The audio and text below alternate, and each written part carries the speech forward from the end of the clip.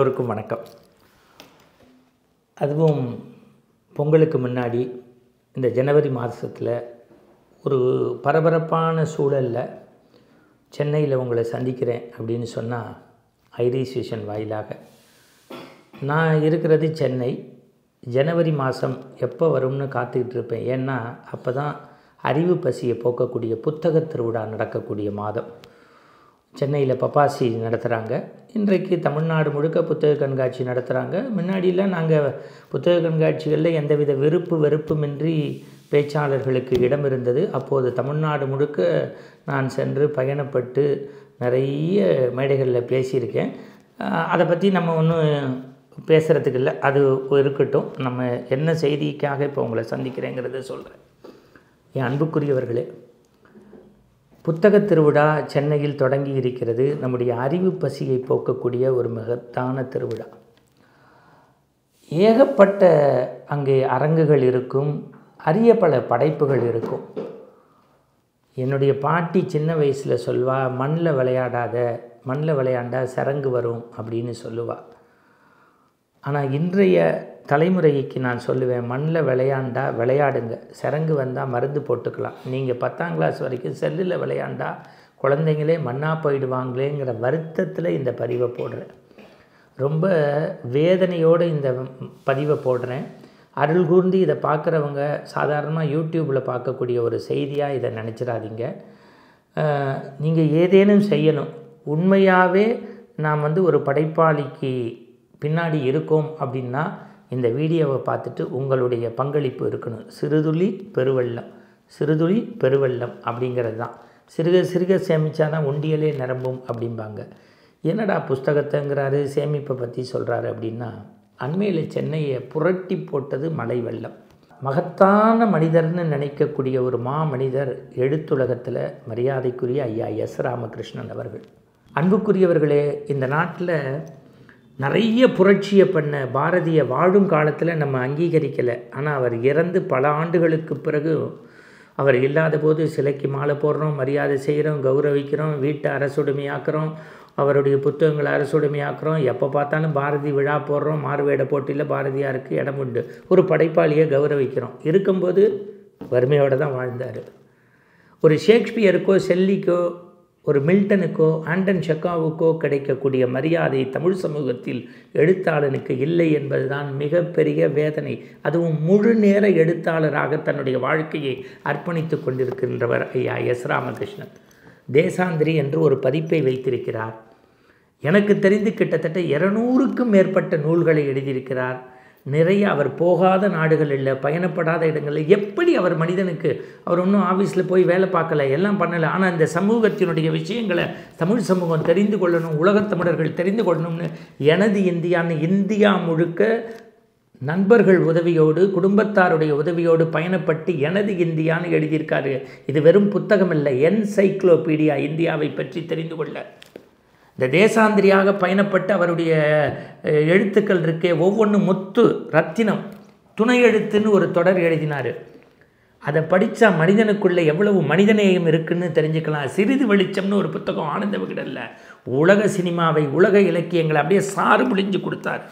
இந்த கர்னலின் நாற்காலின்னு எழுதியிருக்காரு. இந்த புஸ்தகம்லாம் படித்தா தான் உலகத்தரத்துக்கு எப்படி ஐயா எஸ் ராமகிருஷ்ணன் வாழ்ந்திருக்காருன்னு தெரியும். அதை விட உணவு யுத்தம்னு இன்றைக்கி நம்ம சாப்பாடுறதில் எப்படி சாப்பிட்ணுன்னு தெரியல. ஆனால் காஃபியுடைய லைஃப் எப்படி வந்தது, இட்லியை பற்றி என்ன ஏதுங்கிறத ஆராய்ச்சி செய்து தன்னுடைய இரத்தத்தை பேனாவில் தோய்த்து எழுதியிருக்கிறார். இந்த வார்த்தையை நான் சொல்லுவேன். எழுதுகோள் தெய்வம் எழுத்தும் தெய்வங்களில் அப்படி தன் இரத்தத்தை எழுத்தாக்கி தந்திருக்கிறார். கடவுளின் நாக்குன்னு சிறுகதை பற்றி உலகத்தில் பிரசித்தி பெற்ற 100 சிறுகதை, அது ஒரு தனி புஸ்தகம் இருக்குது. இப்போ என்னுடைய மேசையில், என்னுடைய அலமாரியில் என் கண்ணுக்கு தெரிந்த அவருடைய புத்தகங்களை வைத்து, இந்த பாருங்கள், அவருடைய நேர்காணல் புஸ்தகம் படிச்சிருக்கேன், எனதே எழுத்தே வாழ்க்கை. இந்த 2 புஸ்தகத்தையும் மீண்டும் மீண்டும் காட்டுறேன். இதை ஏன் காட்டுறேன்னா, எழுத்தே வாழ்க்கைன்னு வாழ்கிறவர். அவருக்கு வேறு ஒன்றும் இல்லை. காலையில் எந்திரிச்சு பல்லு விளக்கி குளித்து ஆஃபீஸ் போகிற மாதிரி, மருத்துவர்கள் மருத்துவமனை செய்கிற மாதிரி, விஞ்ஞானிகள் விஞ்ஞான கூடத்துக்கு போகிற மாதிரி, வக்கீல் வேலையை பார்க்குற மாதிரி, வாத்தியார் வேலையை பார்க்குற மாதிரி, சமூகத்தில் நடக்கக்கூடிய எல்லா விஷயத்தையும் நம்ம தெரிஞ்சுக்கிறதுக்கு டேபிளும் சேர்லையும் உட்காந்து எழுதி எழுதி எழுதி எழுதி எழுதி எழுதி எழுதி எழுதி 50 வயசுக்குள்ளே 200க்கு மேற்பட்ட புஸ்தகங்கள் எழுதி எத்தனை எழுத்துக்களில் கை அப்படியே நொடிஞ்சிருக்கும், அந்த முதுகு பெயின் இருந்திருக்கும், பேக் பெயின் இருந்திருக்கும், உடம்புல எத்தனை சோர்வு இருக்கும். அத்தனை சோர்வுக்கும் ஒரு விலை உண்டு. நம்ம ஒரு சைக்கிள் வாங்குகிறோம், ஒரு ஸ்கூட்ரு வாங்குகிறோம், கார் வாங்குகிறோம், இன்சூரன்ஸ் பண்ணுறோம். நமக்கு முடியலன்னா இன்சூரன்ஸ் பண்ணுறோம். அவருடைய படைப்புக்கு இன்சூரன்ஸு இல்லைங்கிறாங்க.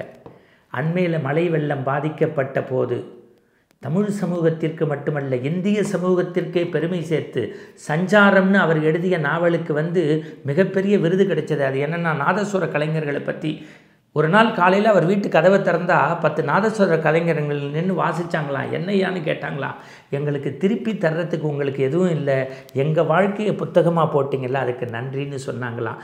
அந்த மாதிரி நம்முடைய வாழ்க்கையை படம் பிடித்து காட்டக்கூடிய அவருடைய வாழ்க்கை சற்று இருளில் மூழ்கி இருப்பதாக நான் தெரிந்து கொண்டேன், அறிந்து கொண்டேன். இந்த பதிவிற்கும் அவருக்கும் எந்த தொடர்பும் அல்ல. இந்த பதிவை பார்த்தால் அவர் என் மீது கோபப்படலாம், வருத்தப்படலாம். ஆனால் தமிழ்நாட்டில் கேட்கவில்லை என்றால் டம்ளர் தண்ணி கூட யாரும் தரமாட்டார்கள். தமிழ்நாட்டில் கேட்கவில்லை என்றால் குடிப்பதற்கு டம்ளர் தண்ணீர் கூட தரமாட்டார்கள். துண்டுச்சீட்டை கொடுத்தனுப்பவில்லை என்றால் பெற்ற பிள்ளைக்கு தகப்பன் கூட எதுவும் செய்யாத காலம் இது. ஆனால் உதவி என்று செய்ய முன் வந்து விட்டால் உலகத்தில் தமிழர்களுக்கு நிகர் தமிழர்தான். உதவி என்று செய்ய வந்துவிட்டால் தமிழர்களுக்கு நிகர் தமிழர்தான். நான் அவருக்கு என்ன செய்ய முடியும் கைமாறி என்று யோசித்தேன். அன்று அதிகாலை சில பெரிய மனிதர்களுடன் பேசினேன். தமிழகத்தின் புகழ்வாய்ந்த ஒரு ஆன்மீக சொற்பொழிவாளர் உடனடியாக என்னை தொடர்பு கொண்டு என்னிடத்தில் பேசி நம்ம ஏதாவது அவருக்கு செய்யணும்னு செஞ்சார். அதை அவருடைய பெயரை சொல்லக்கூடாதுனார். அதே மாதிரி தமிழகத்தின் மேடைகளில் மின்னி மிடறக்கூடிய ஒரு வங்கியில் பணியாற்றி விருப்ப ஓய்வு வாங்கிய ஒரு அருமை சகோதரி என்னிடத்தில் உடனடியாக தொலைபேசியிலே தொடர்பு கொண்டு பேசினார்.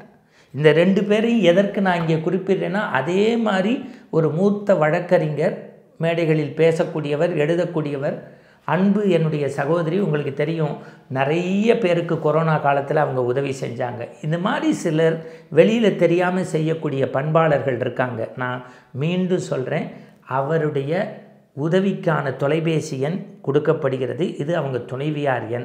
இந்த எண்ணில் கண்ட நேரத்துக்கு ஃபோன் பண்ணி அவங்களுக்கு இடைஞ்சல் பண்ணிடாமல் அவங்களுடைய வங்கி கணக்கையோ ஜிபேயோ வாங்கி அந்த ஒரு எழுத்தாளனை, படைப்பாளனை இந்த உரிய நேரத்தில் உதவி செய்தால், சில பேர் 5 லட்ச ரூபா அனுப்பலாம், சில பேர் 50,000 அனுப்பலாம், சில பேர் இல்லை சார் என்னால் முடிஞ்சது ஒரு 1000 ரூபான்னு அனுப்பிச்சா கூட அது பேருதவியாக இருக்கும். ஏன்னா பல லட்ச புத்தகத்தை தண்ணீரில் மிதக்க விட்டு அவர் கண்ணீரில் மிதந்து கொண்டிருக்கிறார்.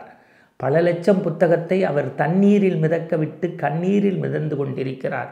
உலகத்தில் எது பெரிய கொடை, எது பெரிய உதவி என்றால் பிறர் துயரை துடைக்கக்கூடிய கரம்தான் உண்மையான இறைவனுடைய கரம் என்று நம்புகின்றவன். எனவே நீங்கள் செய்வது உங்களுக்கும் அவர்களுக்கு மட்டுமே தெரியட்டும்.